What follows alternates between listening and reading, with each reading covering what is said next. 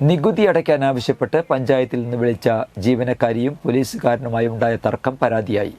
ജീവനക്കാരി അസഭ്യം പറഞ്ഞതായി പോലീസുകാരനും പരാതിയെ തുടർന്ന് സ്റ്റേഷനിലേക്ക് വിളിപ്പിച്ച പുതുക്കാട് SHO മോശമായി പെരുമാറിയെന്ന് ജീവനക്കാരിയും പരാതിപ്പെട്ടിരുന്നു. പ്രശ്നത്തിൽ Kerala local self government employees organisation ഇടപെട്ടതോടെ പരാതി DYSP റാങ്കിൽ കുറയാത്ത ഉദ്യോഗസ്ഥൻ അന്വേഷിക്കണമെന്ന് ജില്ലാ പോലീസ് മേധാവിക്ക് DGP നിർദ്ദേശം നൽകി. ആളൂർ സ്റ്റേഷനിലെ പോലീസുകാരനായ അളഗപ്പനഗർ സ്വദേശി ബിനോയ്ക്കെതിരെ അളഗപ്പനഗർ പഞ്ചായത്ത് സീനിയർ ക്ലർക്ക് ലിസിയാണ് പരാതി നൽകിയത്.